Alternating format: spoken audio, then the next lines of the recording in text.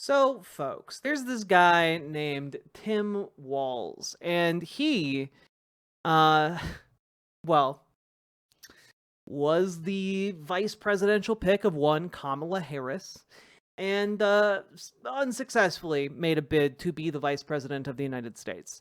However, dude's been going around indicating he might want to try and be not vice president next time, but president. And I, for one, think he's kind of been nailing it. Obviously that they're like never going to be like a perfect candidate, but like dude is saying all of the things and nailing like the emotional beats that he needs to in order to get people willing to vote for him, and that's not nothing. He's also orienting himself as kind of like a torchbearer for Bernie Sanders. Which is good. That's savvy politics right there.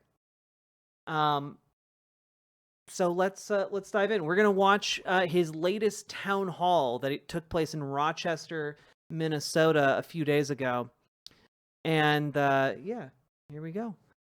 Oh no, Salmon Moose, my car is not super broken. It's just it needs an oil change. It needs like a headlight fix. Needs a couple like tune-ups, but like it's not broken. So let's dive into this, shall we? I'd love to welcome the First Lady and Governor Tim Walz to the stage.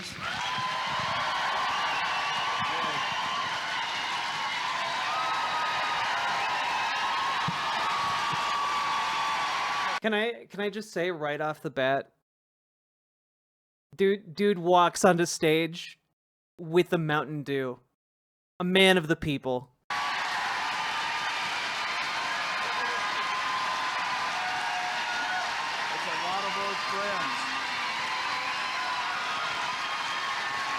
Wow.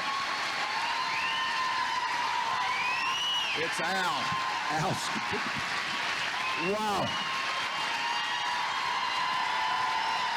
Thank you all.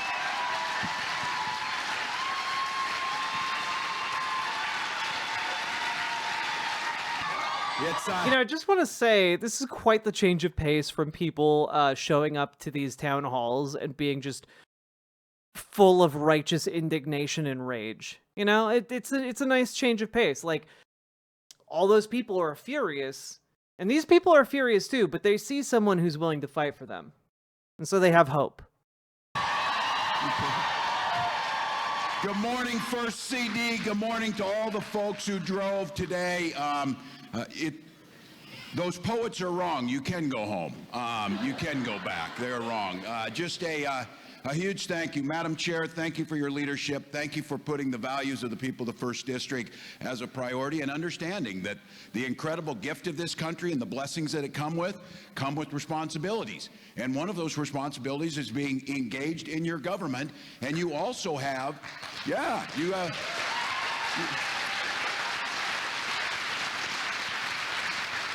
have a constitutional right to address your government for a redress of grievances, and I think we have a few grievances that we might want to bring up. But you didn't come here to complain. You came here to lift up and understand that each generation of Americans and each generation of Minnesotans and each generation of folks in southern Minnesota have a responsibility to lift up the things we care deeply about. And you came here, you love the country, you love freedom of speech, freedom that comes with it. That is important. And now, I've been saying... Hey, James Drix, I do not give a single goddamn shit about your hollow-ass virtue signaling. You got banned in the other chat for that. You're gonna get banned in this chat for that, too. Like, stop it. Like, I do not give a shit. Like, oh man, if you actually fight Nazism, you'll respond to my comment, is like the least compelling argument of all time. You understand that, right? You understand we're doing something else right now. Like, Jesus Christ. Worthless ass activists. Like, I love activists who are actually gonna do shit. I do not love people who call themselves that, and instead of like actually doing stuff, try and get other people to pat them on the back for being like the one true leftist. I do not give a single goddamn shit. That carries no weight and no importance to me. I care about actual results, not feeling good. I do not give a shit about your words. Bastion is completely right. We need action. I think it's very important. Everybody says they love freedom, but we need to be very clear here. If you truly love freedom, that means freedom for every one of us, not just some. Everyone.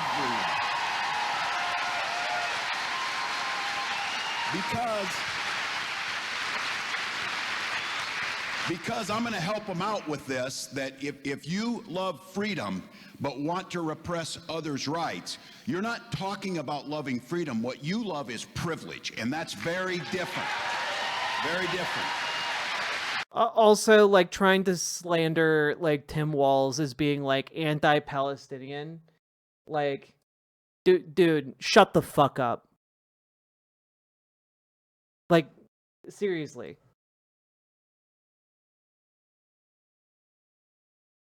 I just, people who come in the chat and just speak with confidence and, like, insistence that they are the only correct person, it is infuriating to me. Don't talk about shit you don't know anything about.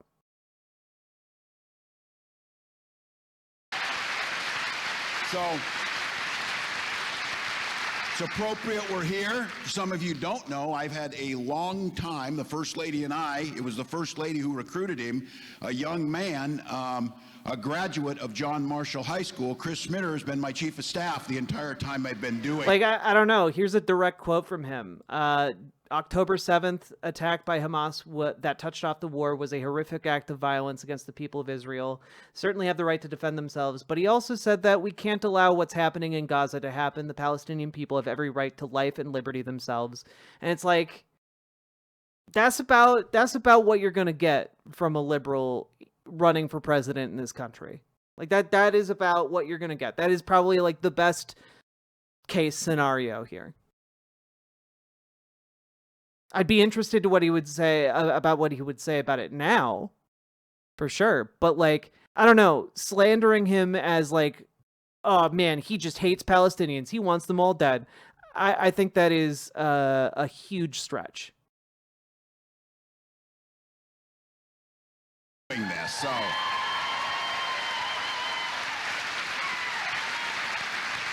And to check my Rochester bona fides, my incredible sister-in-law, Julie Walz, is a member of the Rochester Public Schools as a teacher, so.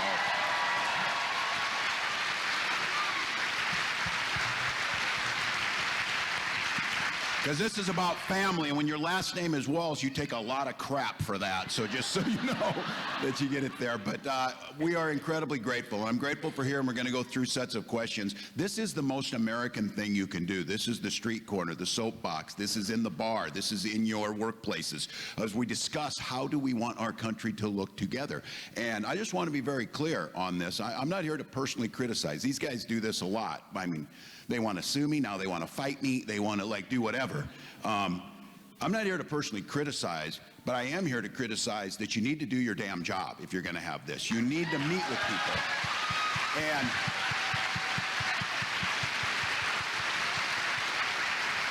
two things. They're like, well, Governor, you have another job. They're worried what I'm doing on Saturdays. I just want to be clear. The folks up at the Capitol on the other side of the aisle need to worry what their members are doing on the weekend, not what I'm doing on the weekends.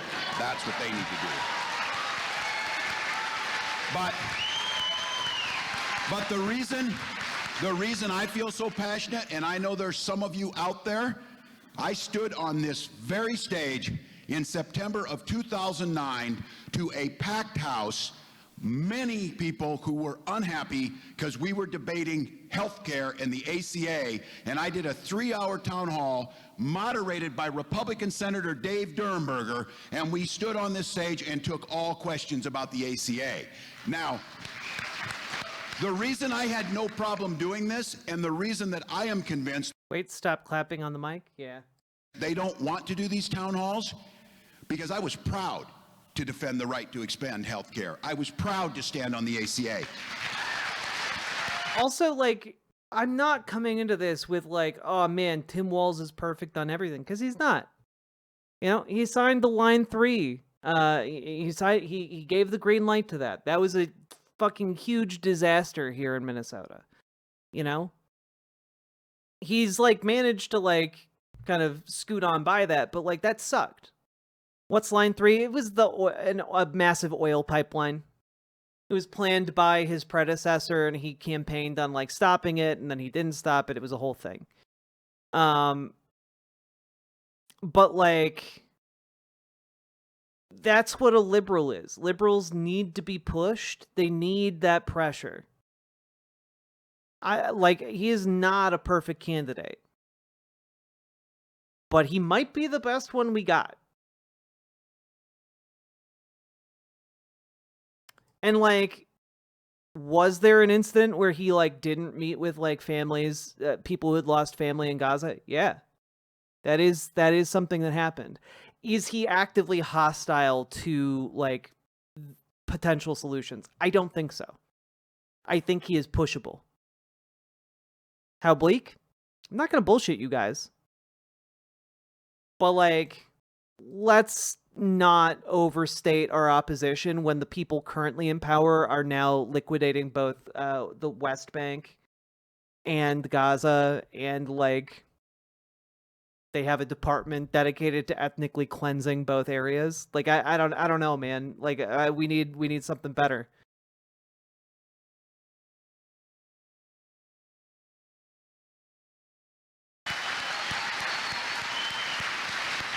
I think it would be a lot harder for them to stand on this stage and defend cutting Medicaid, gutting our public schools, threatening Social Security.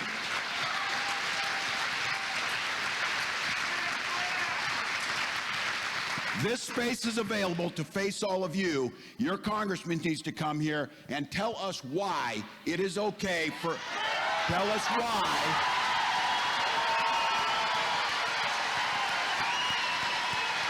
Tell us why.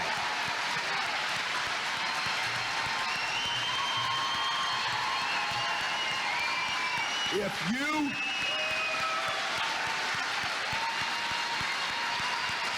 Again,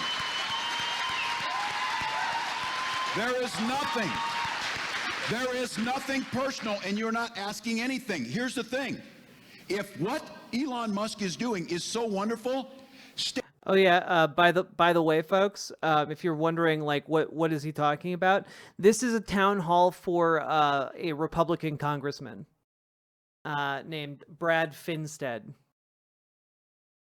who declined, of course, to attend the town hall. Tim Walz attended instead. These people are really fucking pissed. Stand here and get cheered for it. Stand here and get cheered for it. If you think that getting rid of the Department of Education and putting our children, if I could ask on this, all of those folks in here who have or are or have someone in their family who's teaching public schools, raise your hand, let us know. Yeah. And all of you who've had a child that has benefited from that, and those of us like Gwen and I who have benefited the incredible work that our teachers do with students who need a little extra help and who have an IEP and have the ability to get it. That's right. So this is not about protest. This is not about resistance. This is about democracy. You were elected under Article 1 of the Constitution. You appropriate the dollars as a member of Congress. Why in the hell would you give away your power and let an unelected official make those decisions? That's hell yeah. IEP, individualized educational plan, I think. Basically just, you know, someone who's neurodivergent or like has a physical disability, like can get like accommodations from the school in order to be able to learn effectively. And like funding for some of those programs, a lot of those programs, comes from the federal government. Or at least the guidelines do. And I think supplemental funding through the government. That's right. Don't give it away. Yeah, like if you know of a kid who has like autism, ADHD, BPD, PTSD, you know, insert any number of like a multitude of chronic things, they need an IEP.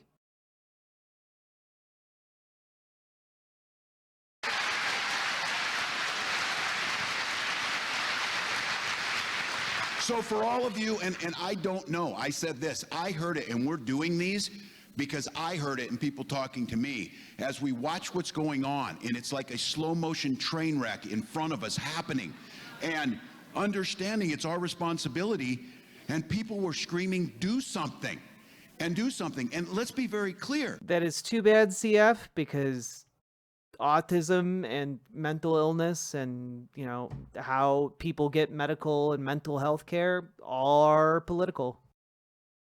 People are doing something.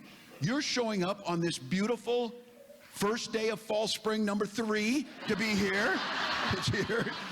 You came, you could be doing stuff, but you came here because you know that's what you can do. And so for Wait, is it the same thing or different from normal special ed? It's different, Zudo. Like, let me put it this way. It's kind of like a square rectangle situation where like all squares are rectangles, but not all rectangles are squares. Where like, I believe kids in special education classes have IEPs, but you can have kids in like non-special ed classes also having IEPs. It depends.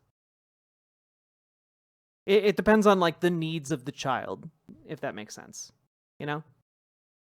Elected officials, you don't get to say, well, we're not in the majority, we really can't do anything. That's not good enough. That we have a platform, even if it is giving the microphone. Now, I'm going to say this. I feel pretty blessed because I get to work with Andy and Kim and Tina and Liz who get things done. Let's be very clear, they do things very well because let's just be very honest.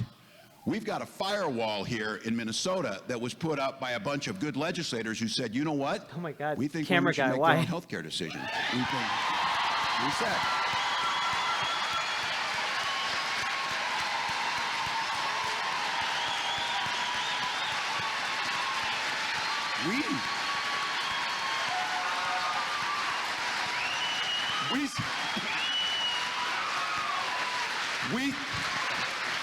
We said, and they should have the courage to take the vote, we said we would rather vote and have our tax dollars feed our children. That I do think, and Donald Trump has said it, I think it challenges them when we're critical thinkers. I think it challenges them when we think for ourselves. I think it challenges them when we have educated population.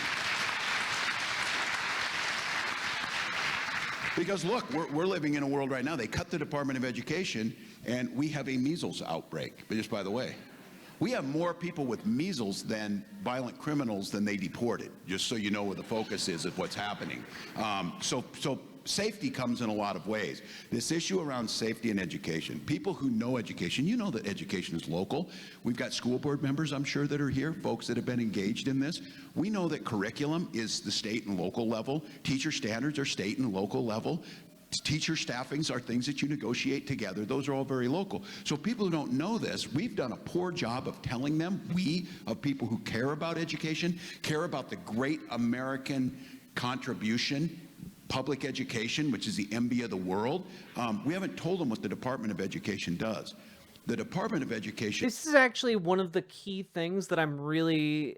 I think Walz is doing really, really well here, which is explaining what government does. You know? And that seems so simple. That seems on a fundamental level so simple. But so many people don't know what the Department of Education actually does. Conservatives have been kind of lulled into this idea that like that the Department of Education like sets like the curriculum in schools. And that's just not that's not how it works, you know? People, and in the Democratic Party in particular, there is this sense that like, oh yeah, all our voters know what government does. And that's just fundamentally not true. And so much of the narrative has been ceded to these conservative mouthpieces that a lot of Americans, whether they are on the left or the right or wherever, like have just kind of absorbed the conservative narrative anyway, because, well, Democrats aren't really explaining anything.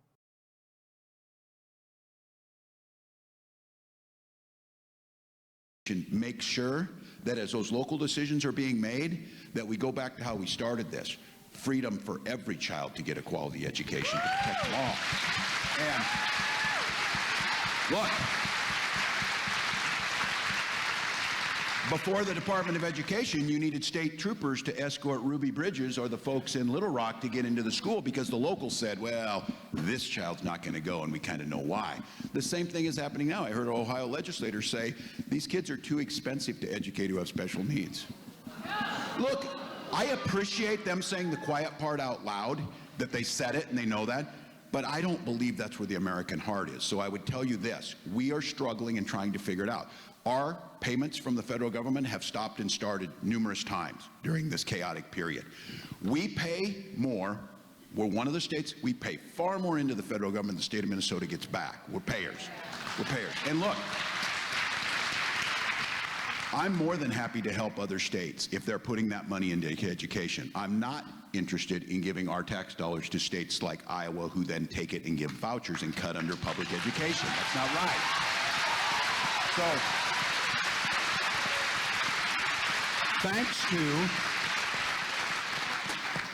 like, the energy he gets is incredible. Conservatives could never at one of these town halls. Thanks to Andy and Kim and Tina and Liz, Minnesota put a historic amount of money into education, and especially focused to make sure that local school districts would have the resources necessary. But with that being said, if the federal government takes away that right, and again, they moved student loans, I guess, over to SBA and all of this, which many of us are very confused where it's going. And so what I would say to each and every one of you, Minnesota will do our very best to firewall this thing. I will do the very best to make sure that we're protecting and we will follow the law. But I will tell you this, the congressman from this district needs to stand in front of you and tell you he will protect those special ed dollars. I mean, like, this is what playing politics is, guys. Like, Tim Walz is not a leftist. He's not a socialist. He's not even like a sock dem, really. He's a liberal. The issue is he's a liberal who has correctly assessed how to play politics in this moment and to galvanize and organize people. You know? Like, this could be like not a Teddy Roosevelt, an FDR situation where we can push him, where he is susceptible to leftist pressure and can be moved on this issue. You know, that's what, like, I mean, like, the uncommitted movement here in Minnesota, for example, believed that he could be pushed on this issue, on, like, the issue of Gaza. You know, if we bring a full circle to what got inserted into the conversation at the beginning of this, right? Like, the uncommitted movement believed that he is capable of moving on the issue in a productive way towards, you know, embracing, you know, the freedom of Palestinians. And, like, that's meaningful, you know, like, that's good. And in a similar way, I see him as movable on economic issues. And on some of these things, he's already moved. He's a vocal proponent of Medicare for all at this point. I watched through some of this. I think at one point he brings up Medicare for all of his own volition. It's really, really great. And that's just because, not because he's a socialist, not because he's a leftist, not because any of those things. He's just a good politician who understands what the moment calls for, even if you are a liberal.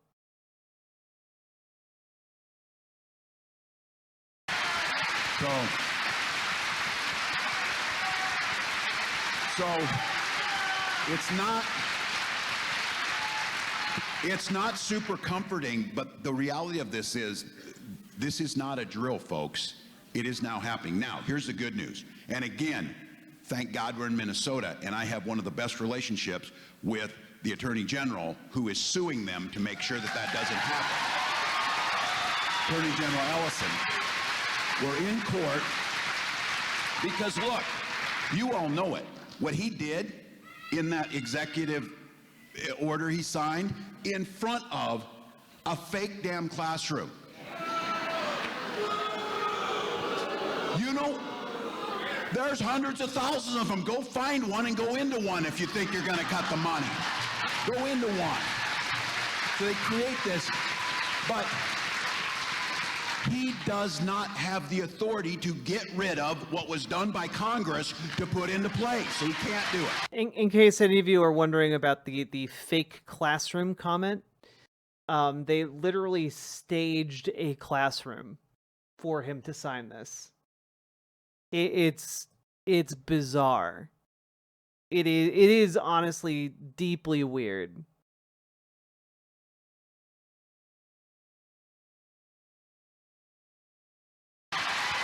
All right. Good.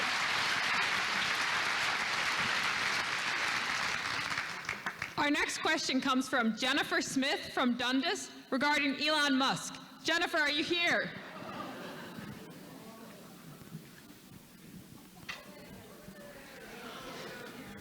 I've been to Dundas a lot, to that dang soccer dome.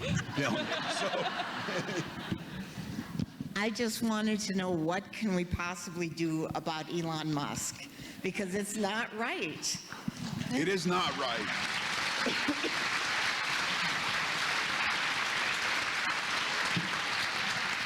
Look, I have been at it with this guy, and I just want to be clear. All of you know me, and it's I own this or whatever. And I told the folks last fall when I was on the 90-day Eras tour there that this was part of it. That I don't use a teleprompter, I don't speak from notes, and I try and speak from the experiences I've had with other people on this. And this guy bugs me in a way that is probably unhealthy. And but I have to be careful about being a smartass. I was making a joke. These people have no sense of humor. They are the most literal people. But my point was, they're all... Wait, but I thought comedy was legal again. Governor, I thought comedy was legal again. Mad, and I, said something I didn't, probably shouldn't have about a company. He is... I mean, Mr. Malachite, he's played Crazy Taxi on Twitch with AOC, and he drinks Mountain Dew. He is a gamer. Agreed. So I make the case. They're all butthurt about the Tesla thing, I but they just don't... emailed my governor complaining about him platforming fascists. Reason I am announcing it TS just to let people know it can be done. Aw, hell yeah, one-eyed heathen. You can indeed call your elected officials, folks. Get on it. Do it now, you silly billies. Good night, Dragonfly. Just wanted to leave my early thoughts about 2028. Quite honestly, from what I've seen in the last week, I think AOC is going to be that candidate, just based on where she and Bernie have stopped, what she has said, the momentum, the political clout she has built this year. In my opinion, Walz would be good as her VP. I would still be perfectly happy with Walz as the candidate, though. There is a chance. I do agree that, like, especially if we just take a little side tangent real quick. Bernie was asked about AOC running for Senate in 2028, and he scoffed at the question, called it nonsense, got up and was about to leave before coming back and finishing the interview. But like, it honestly, if instead she's gearing up for a 2028 run, I mean, I'm not going to turn my nose up at an AOC president. I'm not going to say no to that. But you know, like, you know, if that is the vehicle we have, that's the vehicle we have, and you know, I'll take a decade-ish of AOC as president.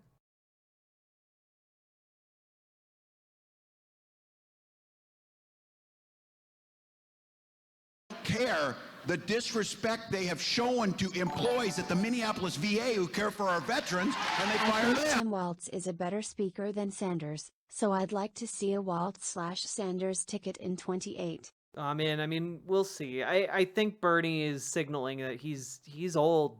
He does not feel up to it. That's fair. So,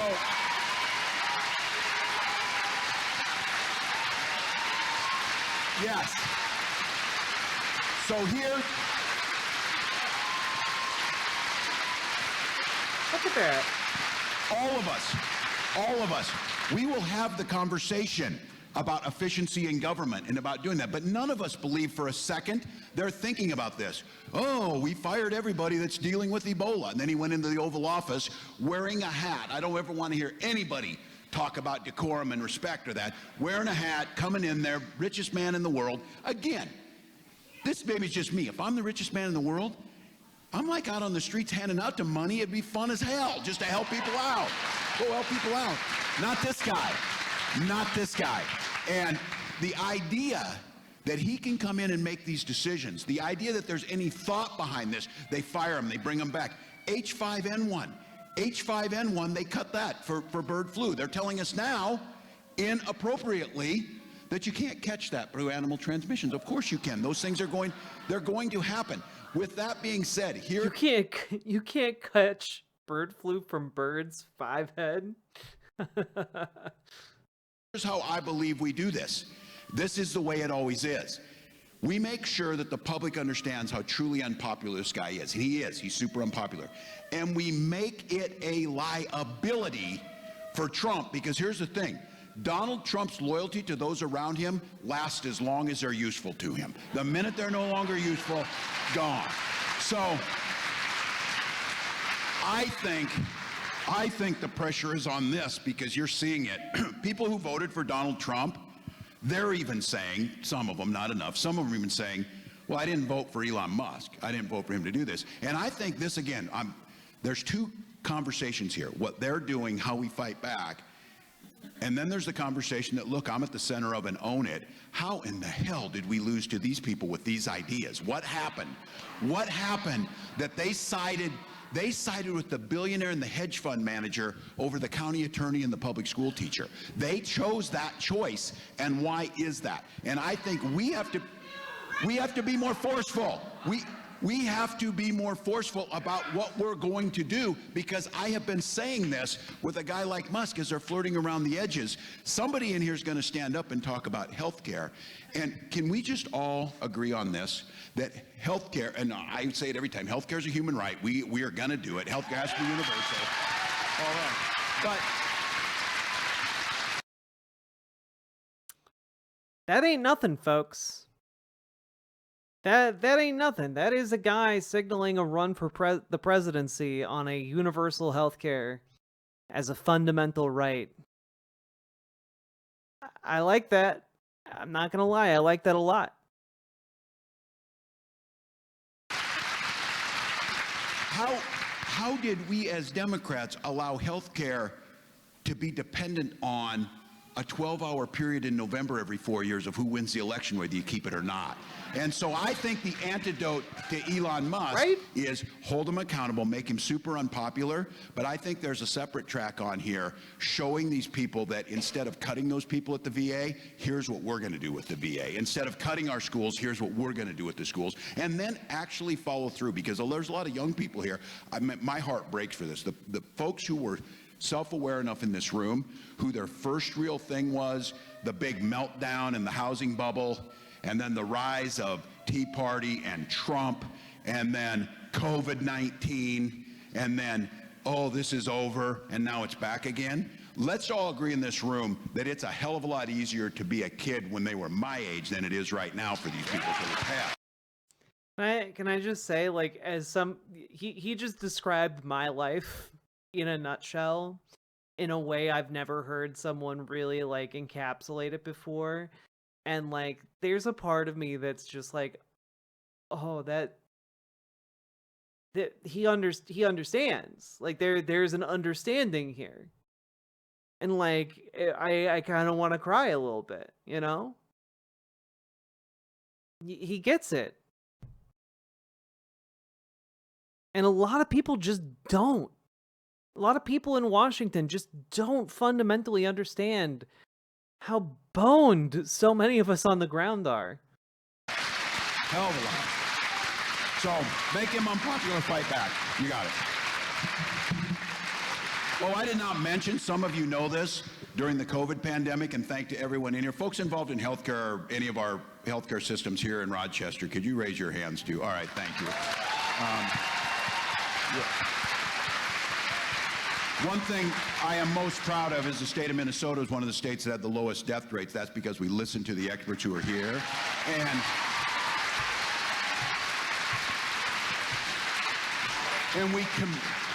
nobody wants to remember this, the fifth year anniversary. To the Walz, single-payer healthcare in the halls. Of Congress. Thank you for the $5 donut, Pluvius. CF, I can forgive him for using me as a political pawn as long as he's serious about stopping fascism. I'm not entirely sure what you're talking about with political pawns. My team says, don't ever talk about COVID. People hate it. Well, no shit, I hate it. It's terrible. But we did it, and we came through hard stuff together. And I said this, I became dear friends over about a 9-month period where every single day we were trying to put out the best information. But we wanted to convey that to all Minnesotans. And the way we did that to the deaf, hard of hearing, was through Nick, who did this.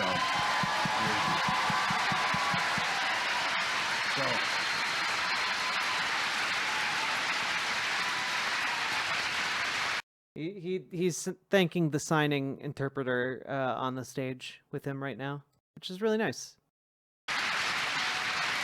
Great. All right, our next question comes from Heather Adamson Dillon from Rochester regarding veterans. Are you here, Heather?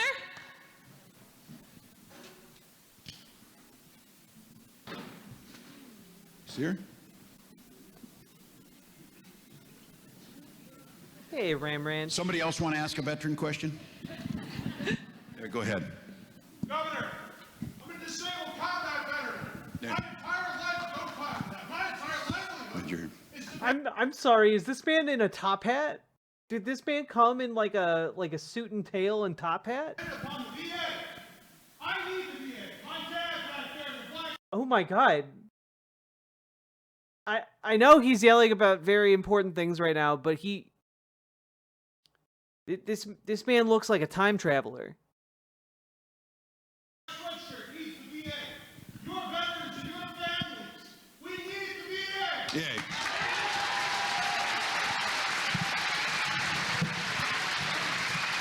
God, I love him.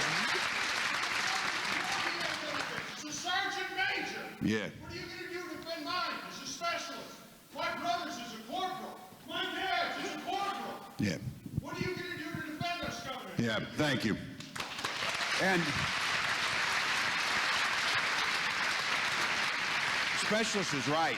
The issue is we got into America on this, that you think it's okay to say thank you for your service and then crap on them on their benefits or not deliver. That's the thing. So at the VA, and just so you know what's happening here, and the real danger at the VA is they've tried this. They tried it when I was a ranking member on the House VA. They want to privatize the VA. They want to privatize the VA because it serves several purposes. It serves several purposes to them because the VA flies in the face that you can have universal health care that's delivered at cost effective at a better rate. Yep. The VA, Yep. may- It is the living embodiment of everything they tell us is that is impossible in this country. Folks will tell you this.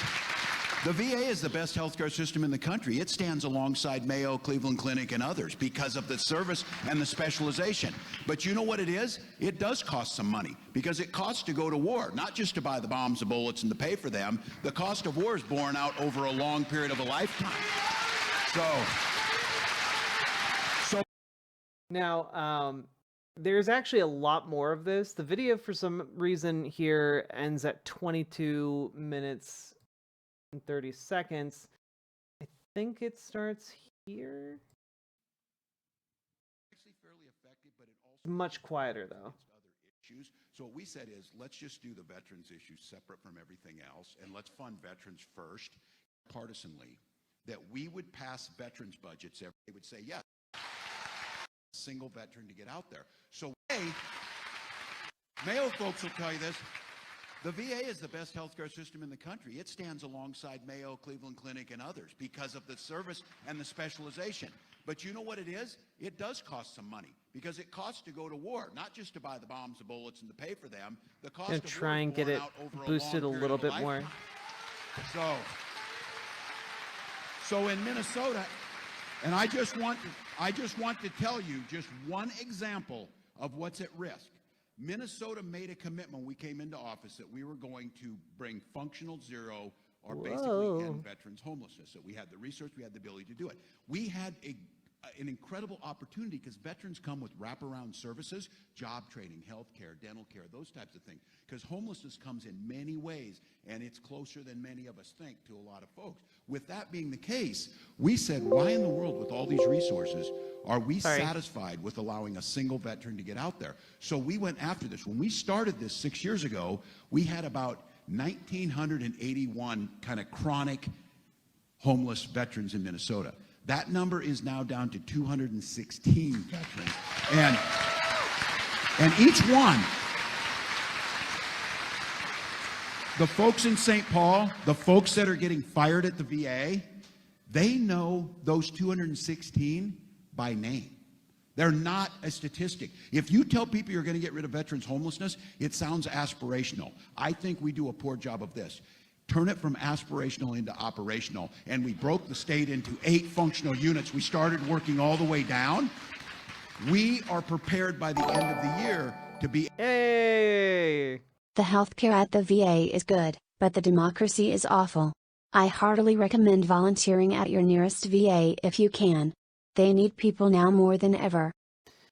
Thank you for the $10 super chat. Very true. The cuts to the VA that have taken place over the years are devastating and have eroded the quality of care substantially. But, like, we can fix that by funding it, you know, and universalizing it. We can, in fact, make it good.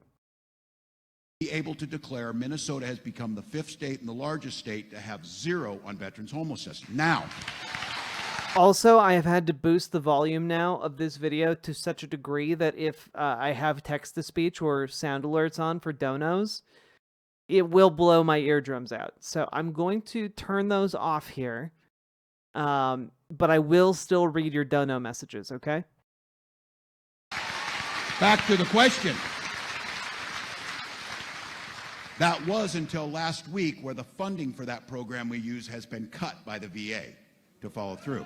So the question now becomes the important. Man, CF, I have no idea what the fuck you're talking about neurotypical liberals thinking you're a baby.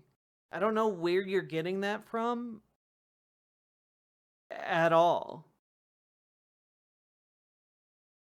One, we in Minnesota are going to try and make up the difference where we can to be able to fund that. Now remember, we already paid for it. We already paid for it. Your dollars already went to Washington. I would guess if I asked Minnesotans, Trump people too, people who support Donald Trump, would you like those tax dollars to come back and get rid of veterans homelessness? I think they would say yes. The problem is now Elon Musk and them have decided that falls under Doggy or Doge or whatever the hell they talk about. That falls under that. When this gentleman is saying, I want it, and I would argue his neighbors are saying that too. So here's the deal. In Minnesota, and I will leave you with this because this is the hopefulness of this, we decided, and that's your legislators decided, we decided collectively, bipartisanly, that we would pass veterans budgets every year outside of the other budgets. Now, the way I say that is there's an art and a science to legislating. It's the give and take. It's that thing that you don't want to know how your sausages or your laws are made. But if the sausage comes out... Wait a minute. I kind of want to know how the sausage is made. That's a lie. I've seen how the sausage is made on ordinary sausage, and it's horrific. Good, and it's all that, that's okay. And I would say this sausage comes out good, that we decided, let's don't ever pit a bill. It's really useful. You've got people who don't want to vote for anything. Oh, I'll vote for veterans, but I won't vote for school aid or whatever it might be. And you're like, God dang, how can you one or the other? And so we would say is, we'll let you vote for the veterans issue if you vote for the school aid, and then we combine them together. It's actually fairly effective, but it also pits veterans against other issues. So what we said is, let's just do the veterans issue separate from everything else, and let's fund veterans first, get that done, and then we'll move on and do the rest of it. That got a unanimous vote in the House and the Senate last year to pass that on this side. Yeah, like, just full stop. You cannot love the military and vote Republican. You just can't. Like, I'm sorry, Republicans constantly fantasize about destroying the VA and giving veterans no care whatsoever. There you go. Good question.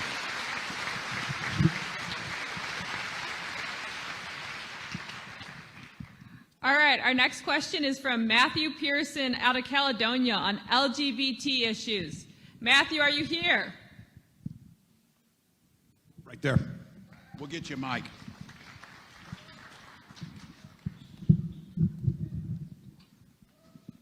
Oh no, I'm very familiar with ordinary sausage. It's good to have babies in here. Let's just say that. That's it. I said, I work with legislators. I'll take this all day. All day. So, no offense to the locals. So, my question was, what power does the state have to protect the rights of LGBTQ plus people when the federal government is either actively attacking or removing protections from them? Yep.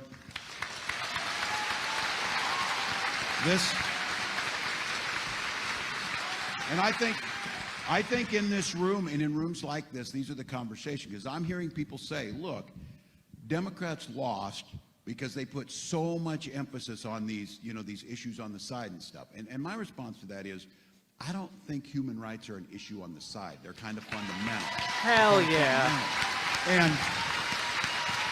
And I think like, this is just good politics. He's breaking from the mainstream Democrats who are like trying to be like, oh yeah, but what if we threw trans people under the bus though? He's like, nah, fuck that. I think they got us sucked into some of these things. And I say this because they're very, very smart about this. At the last couple weeks of the campaign, and I maybe was in the bubble, I thought we were going to win, but up in Pennsylvania, I started seeing signs on yards. And they were just like this little ones. Kamala bad, Trump good. Kamala tax, Trump money. And that's all they said. And I'm like, Jesus, are we first graders? What the hell? But it works. And then they ran an ad that says, Donald Trump is for you, Kamala Harris and Tim Walz are for they, them.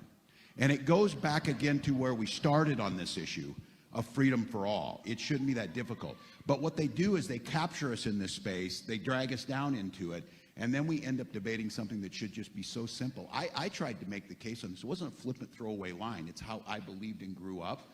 That, look, I don't have to agree with your choices, but it's not my damn business what you do at home. You watch what you want to watch. And tell people it doesn't affect. So, again, I would tell you this. A week ago, 2 weeks ago, they had a big rally. They flew in people from the outside, they being the Republican legislators. They stood on the Capitol steps and told you that a trans child playing sports is going to destroy everything you know in Minnesota. And then on Thursday night, we found out where the real danger is coming from. The call's coming from inside the house. The call's coming from inside the house. So I think we have to use the courts, the force of law. I respect people. I'm not asking people to change how they see about this, but the fact is, if you're a Minnesotan, We have to make sure you have equal justice in front of the law. And this obsession of trying to bring your personal belief in this where it doesn't impact you in any way, we have to do a better job. And I just said in Minnesota, I refuse to take the bait for them. I'm going to protect everyone's human and civil rights in this state to the best of our ability.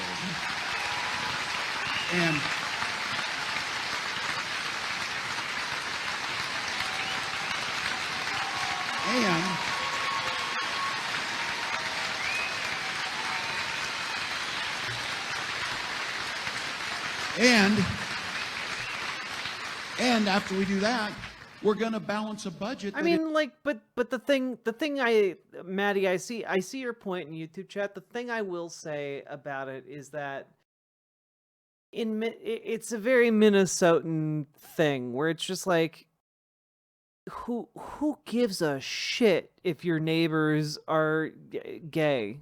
You know, who gives a shit?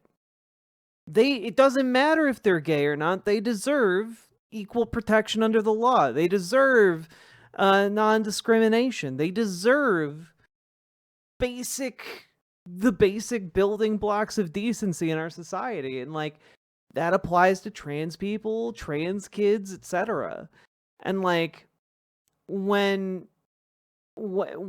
he's communicating the none of your damn business line, like, that's kind of it, right?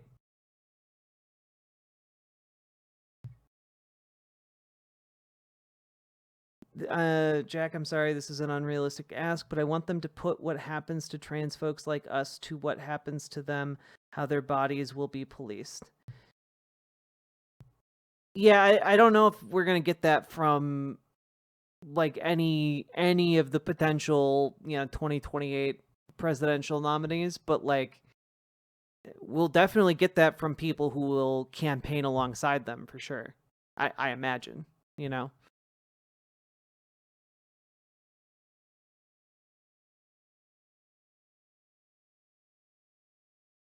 Invests in our schools, invests in public safety, invests in the environment, tries to cut taxes for the middle class, balances things out, and get to the work that's really important, because they will spend their time dividing and demonizing. And I think, to be honest with you, there's a lot of people who are squishy about this and are willing to say, look, it's a pretty small number of people. That's a dangerous road to go down, because pretty soon you're part of the group that's the pretty small number of people. That's how it takes. Just saying. Yeah.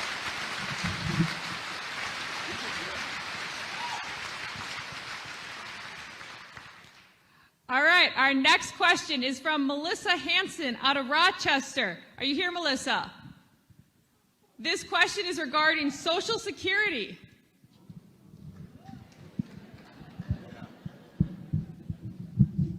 Yes, I'm aware of the bill from Arkansas. So my question is, how are we going to support people who maybe have limited mobility or means to travel to Social Security offices when they decide that you have to present yourself in person to prove who you are? That's right.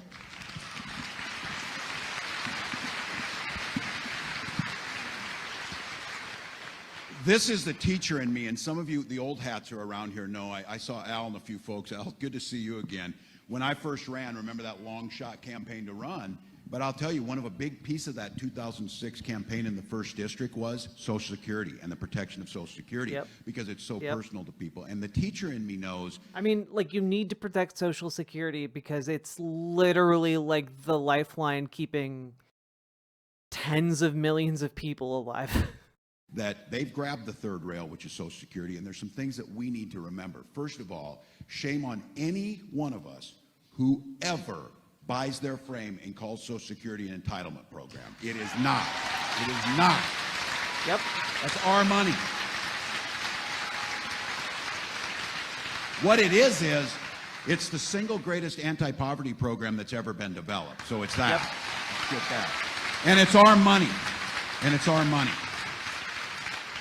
And so I think this starts with, we already got a great start on this, the vast majority of the American public. Look, I'm going to just tell you this one. This is my thinking on this as I'm trying to figure out and soul search and get out of the wilderness, that issues like Social Security, issues like rights for all LGBTQ, issues like women's reproductive rights, issues like smart gun reforms to not kill our children. Those things, all those things. Those, or like free breakfast and lunch in Minnesota, for example. Republicans are telling me that's a good thing. It's a good thing. Republicans here in Minnesota are coming after all those things, and in D.C. Social Security. Here's what we should recognize. All those things I just listed, if you poll them amongst the general public, all of them poll above 70%. All of them poll above 70%. So I would make the case to you that we who care about this, I don't care what you want to define us, if I believe that progress is a good thing, so I'll take the progressive label because I think you're moving forward. That's a good thing. But we've won the hearts and minds, and they've seized power. And so I tell you that this is scary because it's the space we're in. They understood that they couldn't win on this issue, but they figured out they could take over, they could take the courts, or they could do whatever. And now they're doing these things that are clearly against where the general public is at, and they're doing them anyway. And I am convinced we have to use the courts. We'll do the best, and I still have a big believer that the courts will hold to the best of our ability, but I'm nervous. John Roberts coming out last week, thank God where that dude has been. So,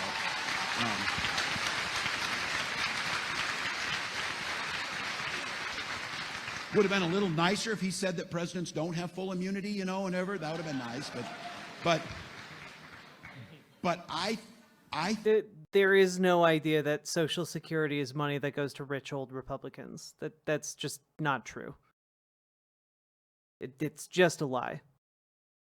I think as this happens, and they have made that case, that we are going to have to ratchet up the rhetoric around protecting these programs, making where the case is, and understanding, and I'll go back to this again, I don't run for office to get power. I run for office to govern and to get people together, to lift things up. These folks understood. Yeah, some where people that power believe was. lies. I think we're going to have to get it through our heads is when we get elected office back, we're going to have to use the inherent power of the office to make sure that we shore these things up so they can never be attacked. That's what I think that hasn't happened. I mean, that is maybe one of the nicest ways of possibly saying that, like, if we get power again, we need to make sure this is never a possibility going forward, which is 100% true. I said, well, what would that look like? You know, Donald Trump's on this revenge retribution tour. Well, I said, I'll be on one too.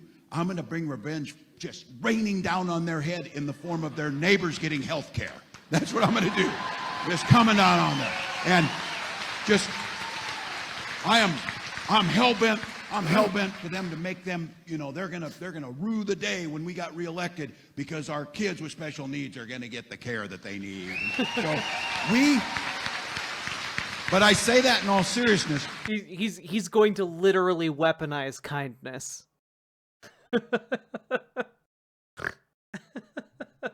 What a card. Unironically, that is one of the #1 ways of de-radicalizing folks. They use the power to punish.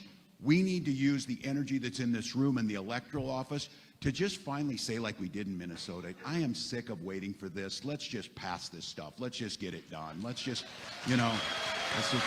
so fight it. Know it's coming.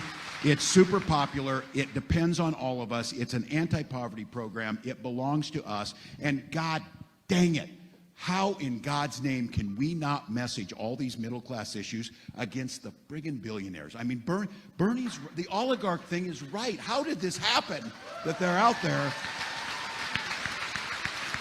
And look. We're all for success of people. We can't be the anti-success. We can't be the anti-business. There's business owners in here. But I tell you this, going back to this idea about Social Security, some of you heard this story, and this is true. Look, I was green as anything. I came right out of that high school at Mankato Western. You elected me to be to Congress. I turned to Gwen that night and said, holy crap, what is this job? I don't even know what this job is. So we got it.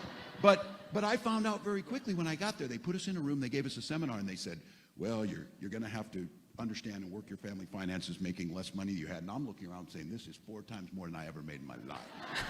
So I don't know who you're talking to, But I found out something in there, and some of you, I know this sounds really stupid, but you think back to this. I'm 40 years old, been a teacher my whole life. I end up there. I did not. It got to about August of my congressional checks, and I saw all of a sudden my checks got bigger. And I said, well, what's going on with my checks or whatever? And I saw, oh, they're not taking out Social Security. So I go check with the payroll people. I said, I think you guys made a mistake. You're not taking out Social Security. And they said, you've reached the cap. I said, what? Yeah, you only pay up to this, and then after that, you don't have to pay Social Security. I'm like, that's bullshit. Who knew that? Who knew that? Right? Like, what a fantastic anecdote to really convey how bullshit it is that income, like the Social Security tax is capped. More people need to be making this point. And so far, it's like 3 people. It's Bernie, AOC, and Tim Walz. It's bullshit that, like, you hit 100. Wait, what is it? Is it like $120,000 per year or something? And all of a sudden, like, that's the cap for Social Security, the Social Security tax. That's insane. Insane. Why should it be capped at all? Billionaires should pay their fair share too. Why is it capped to begin with? As a handout to the wealthiest people. It might be 176. I'm loosey-goosey with numbers. My brain does not work well with numbers. But yes, it is a high number. More wealth than I can imagine. Why you would not? And so I'm guessing in here, a vast majority of you pay on every single penny you make, whether you're teaching school or nursing or do whatever. That's what you do. That's what all of us do. So all of this talk about, oh, Social Security, we might have to raise the age, we might have to cut benefits, might have to do all that. You do not. Just have everybody pay what we pay. Just pay what's on there, and it goes all the way up. Simple as that. What's good about Minnesota? The governor of Minnesota pays Social Security tax on every penny they make. That's the way it's said here, so that's good. All right.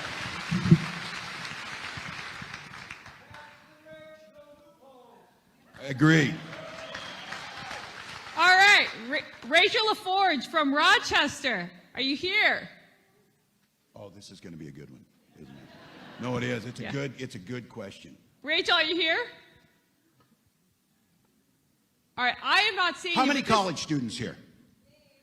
All right. Can I ask? I'm going to ask the question anyways. Yeah, stand up, college students. They're going to ask it for you. All Here right. it comes. Yay. Good. Our future. So Rachel's question is, will the Department of Education cuts affect the North Star Promise? And those of you who don't know, you guys are great. The North Star Promise says in Minnesota, and thanks to your legislators who led on this, if a family makes less than $80,000 a year, and then it kind of goes on a gradual on that, you go to any place you want to in Minnesota free to get higher education. Now, Hell yeah.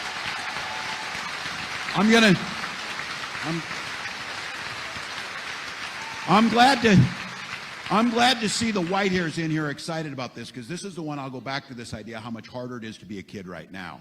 It's very hard. I said 2 things that when I was growing up that I never had a problem with in school. I never worried about being shot dead, and I never worried about how to pay for college. Those things were taken care of. So not because my family was rich.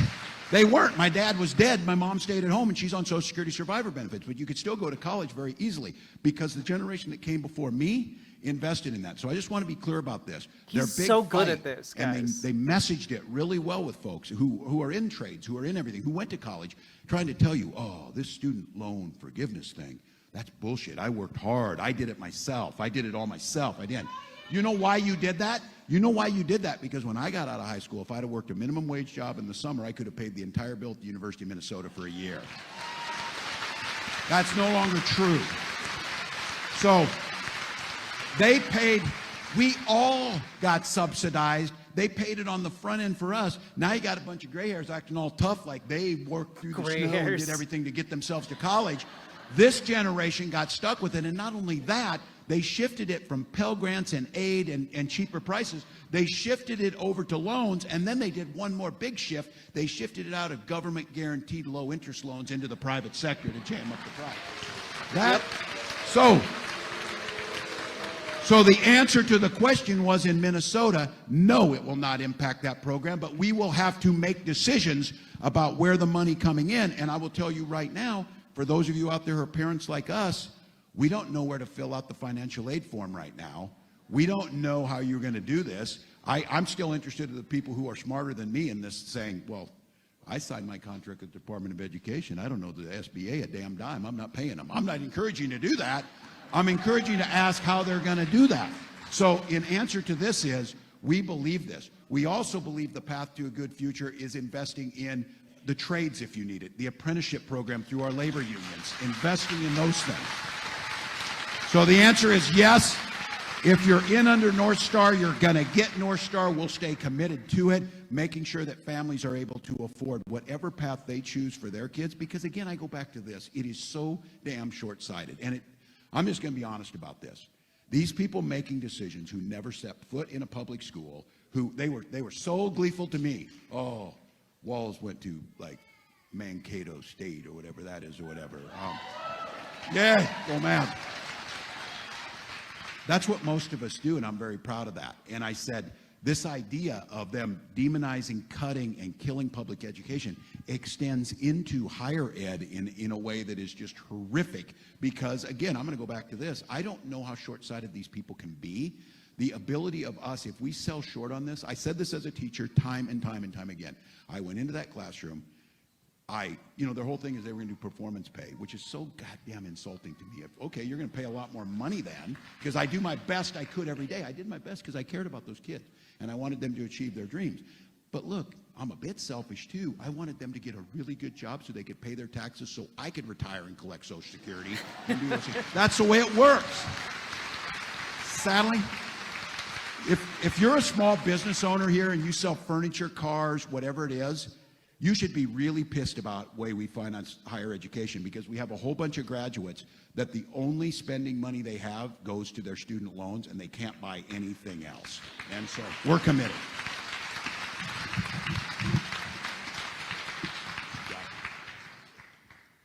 All right, for our next. Wait, will Walz make high schools more than college prep? I feel currently high school is a waste of 4 years when I can get an associate's degree in 2. I mean, the general idea of high school is that you'll have a well-rounded education for anything else you want to do after high school.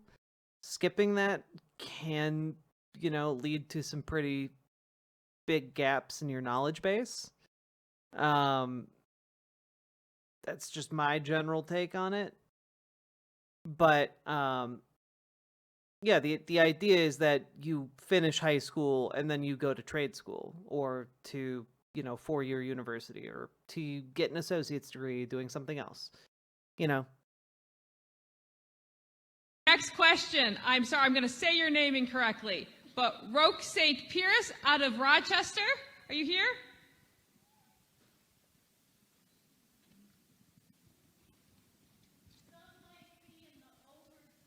Oh, that's a good point. Not a problem. Good point. What was the question? We couldn't hear it. Now I feel bad. Thank you for that. All right. Tori Boomgarden from Rochester, are you here? Let's do that last one, though. Which Okay, that question was a good one. This one? All right. Tori, we'll get to you next. We're going to do this one first. Oh, you're going to get them. God, you're good at this. I'll stay in my lane. Sorry. Good night, Lars. But no, we'll do it. Rogue, if you're here, this is your question. FinStat has selective hearing for his constituents. What can we do? Now, you can do this. Look, I've done this job, and I said it, that I can see why they're not doing these. Because it's unpopular right now. People are fired up. It's very difficult to defend what they're doing. But that isn't all that different than the ACA. Some of you remember that. Look, I did it in front of a group like this, and those were any there? Was any of you there back in 2009 at that town hall? Okay, I see a few names. It was not this friendly. Let's just be clear. It was not this friendly, but it was really healthy and it was really good. And people were expressing who didn't vote for me and didn't support me, but they were asking legitimate questions, and they were expecting me to go to and tell them that on page 1162 of the healthcare law, which really surprised them because I did read it. You know, it's not like it's freaking Harry Potter or something. It was like, like this big. It was like this. So I read the thing, and I would tell them why I voted for that way. And those of you who were at that hearing, it was a healthier time in American discourse because there were a large number of people said, well, I hear you on that, Congressman. I don't know if I necessarily agree with it, but that's an interesting point on cost containment and how you're doing that. And so this idea that you're going to funnel them out, and they said it. I had people tell me this, oh, don't worry, Tim, about that town hall. That was just people they bust in, you know, from wherever. Bullshit. It was our neighbors. They were there, just like you. You're not busked in. You came from Dundas, for Christ's sakes, and, you know, things that you go over. That's the way it works. And I said to close it off, and I'll say this, like, even in the comments on some of the videos I've put out about these town halls, there have been people saying like, oh man, these people, it's paid opposition. It's like, we're looking at town halls in the middle of like Montana, Nebraska, like Eastern Washington. These are not paid protesters. As somebody who has worked with organizing groups around the Democratic Party, I can guarantee you the Democratic Party is not putting a bunch of money into like Bozeman, Montana to have like an empty chair town hall. I can guarantee you they're not putting money in to hire protesters to go to these things. Like, if you are someone who thinks that, just honestly engage with that for a second. Like, what would it mean for there to be an industry of paid protesters that you could get on, like, that you could just hire? You know, what would that mean? What would that entail? Would there not then be like thousands upon thousands of people in every state that you could call on to like go to events and make it look like you're popular? Like, what? No, that's not a job. People would talk about it. Yeah, it's just plain cheaper to have people agree with you. Exactly, Mr. Malachite. All the job postings are on the dark web. You don't understand. That's why you can't find them. Follow the white rabbit. I'm telling you this, when you start closing off your constituents, that's the first step. You're going to lose re-election. I am telling you, you're going to lose re-election. So, because none of these questions are personal, none of these questions are angry, and all of them are incredibly relevant to the moment that we're in. The one thing I did find, I found another one of our Minnesota members held one of these closed things, but charged for people to attend. Now that one, if you're an attorney, I think I don't think you charge people to come to that. But I would just encourage, and look, we're going to have to do this. And I'm guessing there's some people came because they disagree with me. They wanted to hear how this went. We need to have more of that. Now I will tell you this. You know me, I'm more than willing to work with people, but I think we're in a stage right now is that, well, the governor's criticizing Elon Musk. He needs to be more bipartisan. I will never be bipartisan with like Elon Musk or enough. That's different. No, but that's not bipartisan. So that's what we can do. Look, for all of you, I tell you this from experience. Because I saw it. If you're a sitting member of Congress in the biggest city in your district and you see 1,300 people on a nice Saturday coming out here, it catches your attention. Trust me, it catches your attention.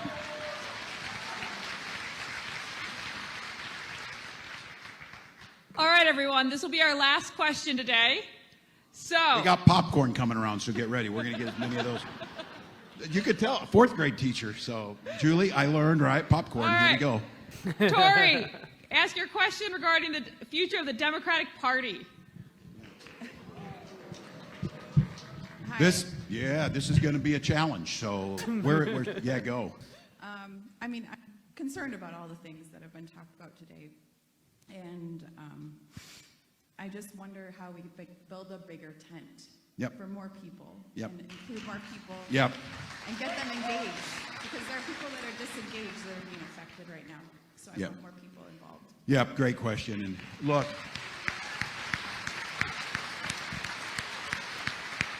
complaining about Trump, Musk, doing all these, look, I think it's an existential threat. I've been saying this, that I think the road to authoritarianism has been littered with people telling you you're overreacting. So I don't think we're overreacting. I don't think we're overreacting. But if we're going to win electorally, you've got to have the other side of the house that what are you offering? Because it was very clear that in November they had a choice. And a large number of people, nearly 80 million, stayed home and said, what difference between those guys? They're all the same. It didn't matter. So this question about how we build this, now I think back to me. I'm trying, I don't know the answer, but I'm trying to figure this out with people. Here's what I thought. Yeah, of course, the policy thing, but I just want to say how we're not, it's not going with people who don't know all the policies, aren't spending all that time. But there was a time in America where it was simply known. Like I said this, my family wasn't particularly political. My dad was a public school administrator. My mom was stay-at-home. We're in a small community or whatever. And when he died, I'm 19, my little brother's in elementary school, my mom's staying at home, you know how this works. That was kind of my political awakening because there was Social Security survivor benefits. There was Pell Grants in the GI Bill. There were things that were there. So I said this, I didn't go to the Democrats. The Democrats came to me with the things that they had, like universal health care, like protections, like climate initiatives that make a difference, and a recognition like, look, I'm not, you gather together with like-minded people, but we all know you don't agree on every single thing, and you need to bring people in who on those shared value pieces. And I think we get, look, I got to be the first one to tell you, I've seen this like with I've been talking about the Brits and the parliamentary system they have. It makes it much easier to do in this moment to have, somebody knows this, it makes it much easier on this to have a shadow government. Every day Trump does a press conference or Sean Duffy from Wisconsin, why are our damn planes flying out of the air? Why are people crashing all the time? The Secretary of Transportation, we should have our own Secretary of Transportation on the side of it and have them dispute this and make the press cover it. Make the press cover it. And then recognize.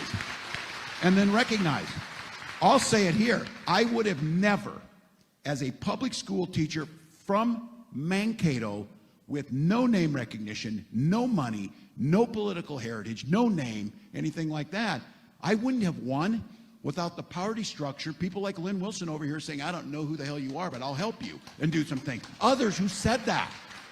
Lori Selner, names you know. Those were party people. I didn't know them. So they would take me out, and Deb Hoganson would take me to Worthington, and she would say, this is Tim. He teaches geography at Mankato West. He'd like to run for Congress. And she would, that's the purpose of the party. The party's not going to be our leadership, and nobody's going to run in here, you know, Obama-esque with charisma that's just going to win people over. But this thing, and I think and I say this as a Democratic Party, we have to understand, there's power out there in other things. Indivisible folks are doing their own thing. They're building. They're doing. The Greens and all of that. I mean, people are building it. And how do we get them to see that collectively together, how do we build that together? I'm making the case on this. Look, I know it's still strained, but there was a time not that long ago, in 2008, we won this congressional district by 33 points. 33 points. We won all 22 counties. God dang, 17 years ago. 17 years ago. And I make the case that we're a little different here, and there's a heritage that's a little different. We even call ourselves a little different. It's not Democratic farmer labor, just because it's fun to say that. There was a focus in this party on rural areas, on labor unions, expanding labor. And it's what makes the state for what it's different worth, in the politics. For what it's worth, I think the National Democratic Party should become the DFL. That's what I think. Honestly, that could work as like a like if you centered that as like a campaign proposition, I think that could get a lot of traction. Unironically, really conveys the point accurately, or at least the potential point. What is DFL?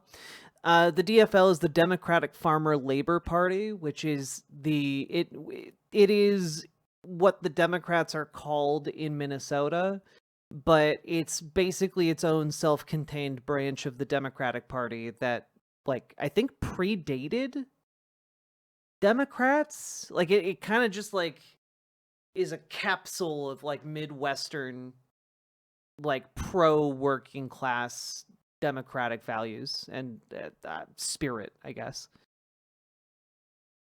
So the idea he is saying here is essentially, let's make this farmer and labor-centered portion of the party here in Minnesota, let's bring that national as a proposition. And that's a pretty good one. That's pretty good. Simric in YouTube chat writes, honestly, they need to let local caucuses just run things in the DNC. I'm not entirely sure what you mean by that. You'd have to elaborate. Because it's also weird for you to say that when literally the guy who ran the Democratic Party in Minnesota got elected to run the DNC. And he wasn't my preferred candidate, but, like, yeah. The guy running the DNC now is not a coastal elite type, at the very least. John Bagardis, thank you for the membership. I appreciate that.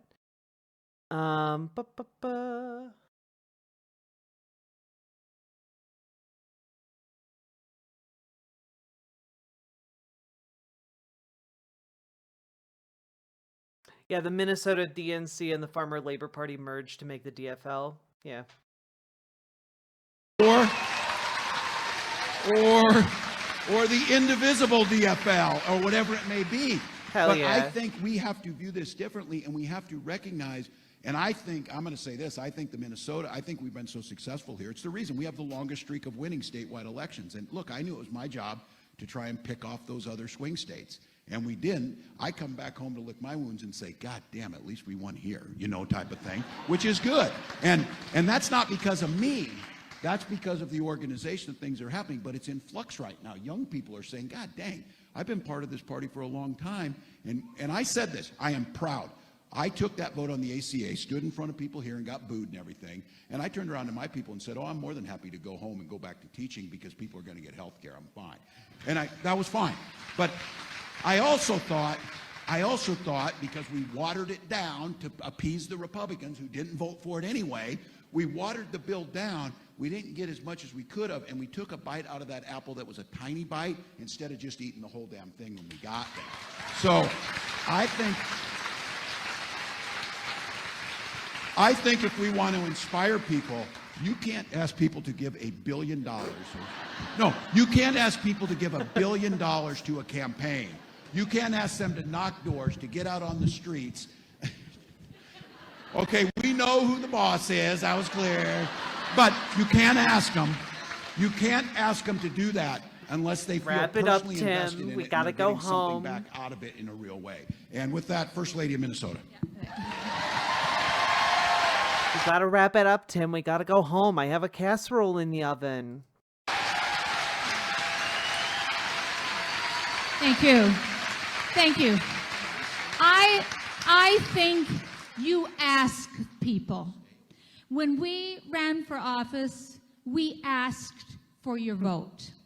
And we said, here's why we want your vote. Because we believe in equity, right? And we believe in inclusion. And we believe in fairness and opportunity and economic benefits for everyone. That's what we believe in. Join us. Join us. Come on. You bet. We ask people to join the Democratic Party. Ask them. Ask them. Tell them what you stand for and ask them. Damn, all right. That's right. Is she about to run for governor of Minnesota? Like, whoa, damn, all right. That's right. Oh, gosh. You are generous. You are generous, and we knew that about Rochester the very first time we were here, because we came here as school teachers and we said, would you join us? Because, well, there was a railroad issue, right? A train issue. Remember that one? Right? Yep. And we talked about what we valued, and we did not let issues become divisive, right? We did not let those issues be divided. We said, these are our values. And then you know what we did, and what I'm going to ask each one of you to do, and it's an answer to that very first question about your son having special needs and what can I do? We tell our story. We each tell our story about what we value and who we are, because stories are real. And every single day when you feel defeated by what is happening, and it's terrifying, and I know it, right? And I know that we're not going to be able to control every single positive thing that we have going in Minnesota, that we're going to feel some things. So number one, you get yourself a comfortable pair of shoes, because it's not going to be too many days and we're going to be in the streets, so you're going to need them. Hell so have yeah. some good shoes. Have some good shoes. Every one of us together, that's the other way we're going to do it. Together, we will not throw each other or our Democratic representatives under the bus, even when we are not sure that's exactly what we would agree with. We won't, because we are a big party, we are a big tent, we are a family. I mean, I might throw some of them under the bus. We will hang together because it's that important. I might throw some of those representatives under the proverbial bus. I got a few in mind, but by and large, I agree with you, lady. Important it is, but we will tell our story. And each one of you needs to tell that, because that is real and that is public. And you need to tell your story to one person at least a week. I'm at the very least thinking of a couple of Chuck Schumer's less than tangible friends. And bring them along with you. So when you feel defeated by that, no, you are not. You are going to tell your story, and you are going to talk to at least one person that week, because that's how we begin to make a difference. And that's an exponential change. And we ask them to join us. And we ask them based on our values, because here is what they underestimate. They think we are weak. They think we are weak. But they should never, ever mistake our kindness for weakness.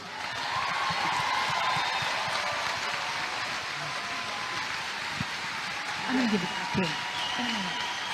That's right. That is right.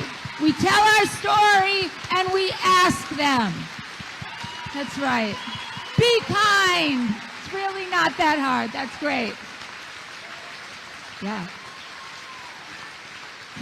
Now we're going to ask you, so that we can keep the faith and understand here what it looks like, because we are fighting this fight all over, and there are good people fighting it all over, but some people don't feel like it's being fought all over. So I want to know in Teacher Talk what it looks like to see Democrats fight. What are your ideas? What do you want to see more of? What should we be doing more of? We're going to be doing popcorn here.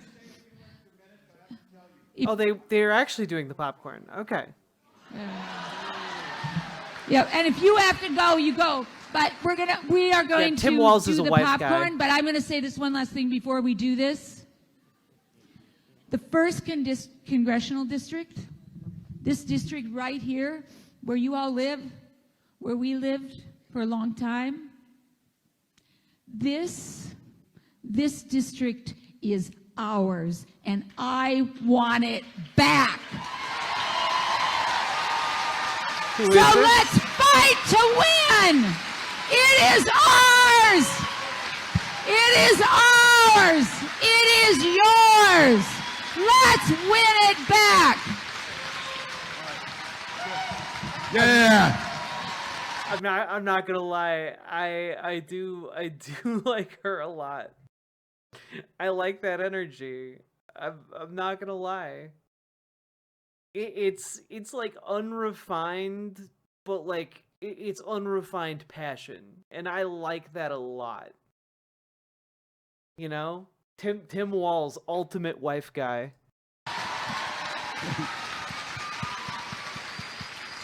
Lutheran school teacher, choir directors. That's what you get. So there we go. Hello? Can you hear me? Yep.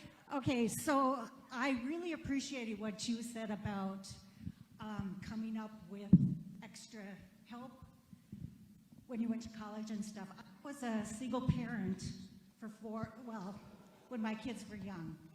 And I lost my job because the facility. And then I took some training at a job training center, and they said, well, it's about anything. And so I said, well, then I'm going to try.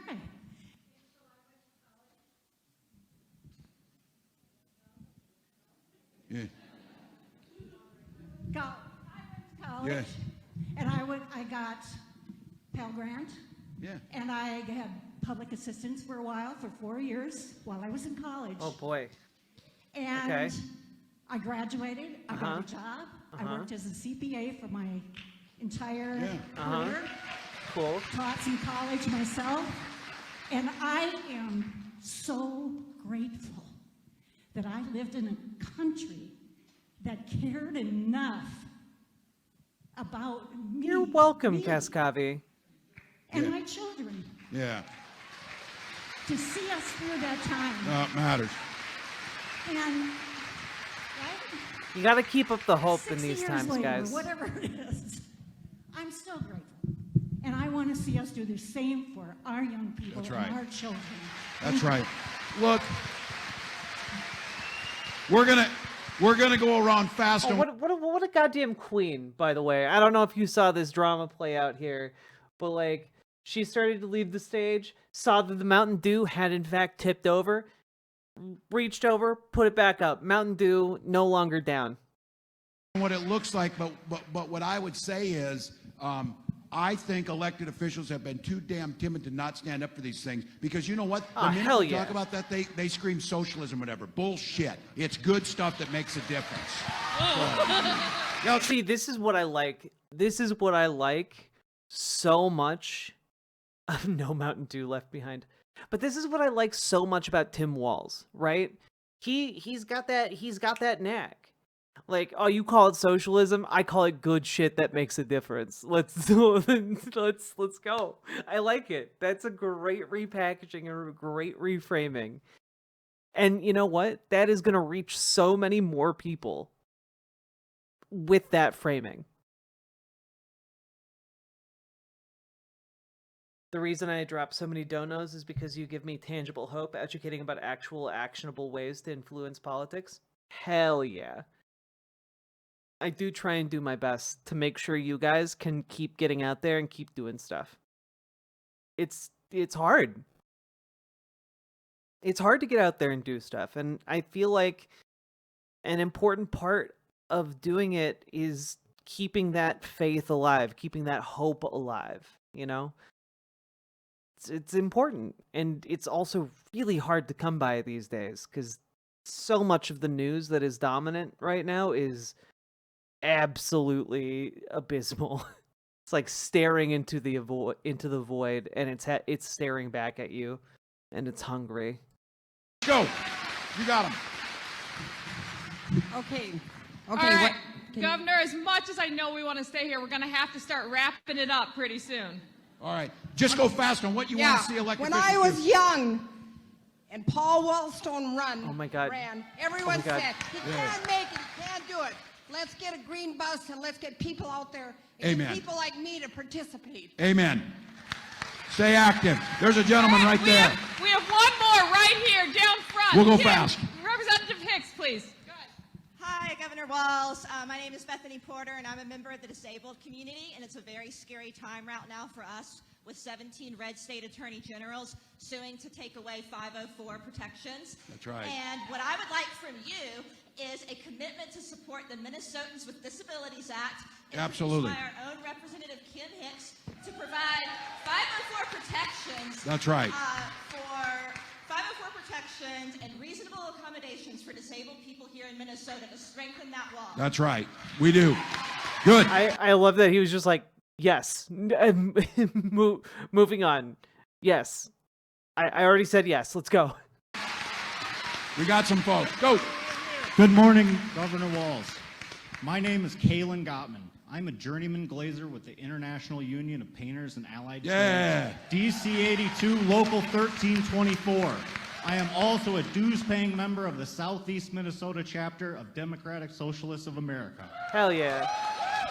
You were recently on Gavin Newsom's podcast, and I believe you did an outstanding job demonstrating real Midwestern progressive values. One topic that was not mentioned, however, was burner phones.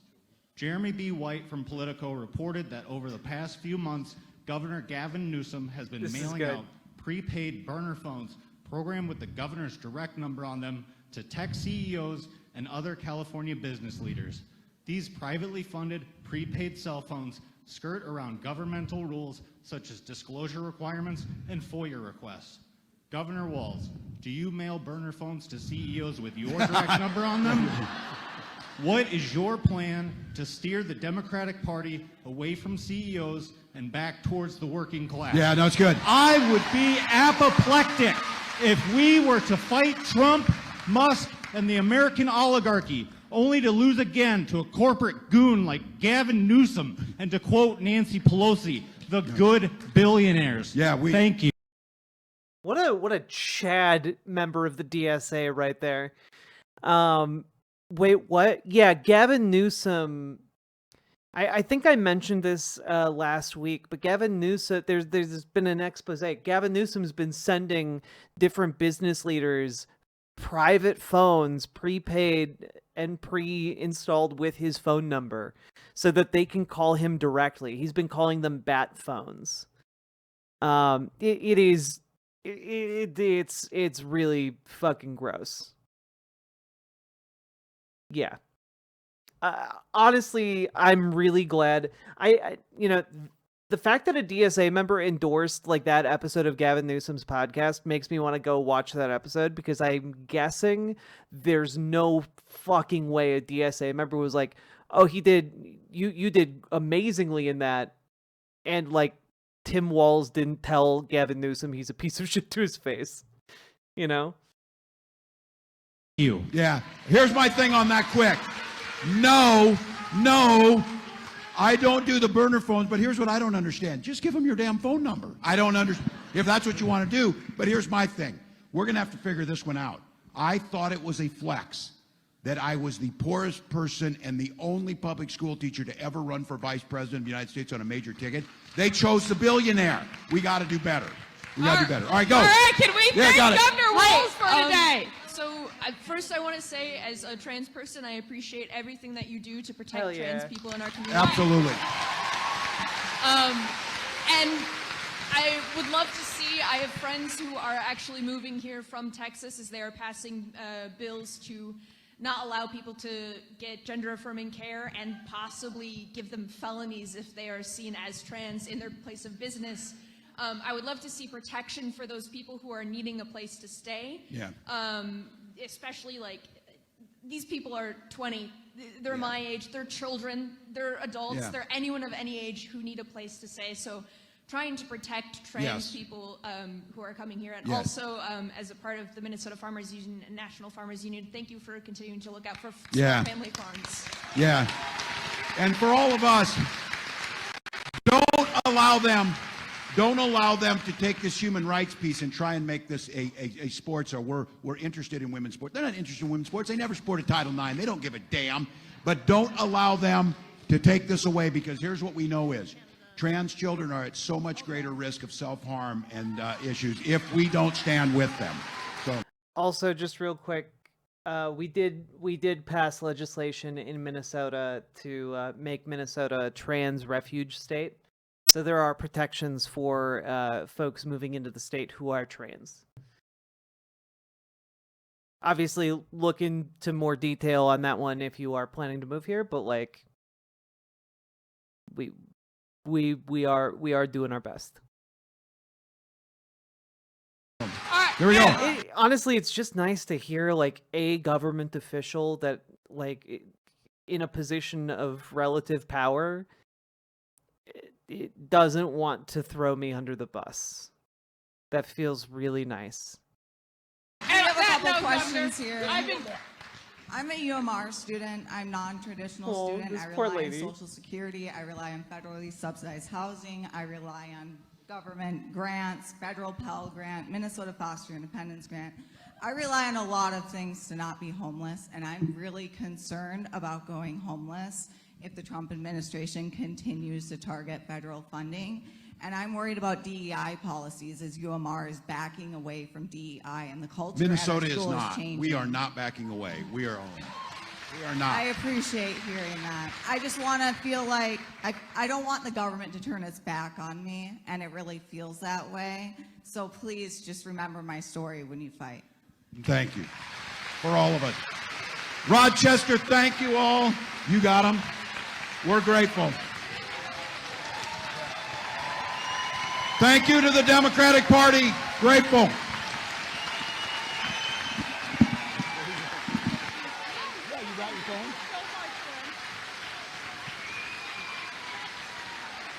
Oh yeah, we'll get him up there. Just charming as hell.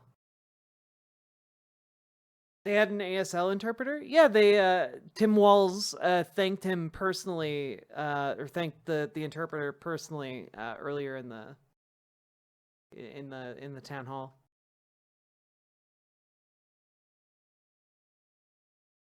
But yeah, like, guys, people are fighting the good fight. You know, you need to get out there and fight alongside them. You know, the more of us that get out there, the more of us that make noise, the more of us that actually, stand up and make ourselves big, the less likely it is that this power grab is going to be able to succeed. Like, it is a time of crisis.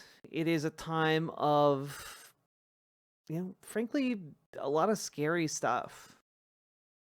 But it is also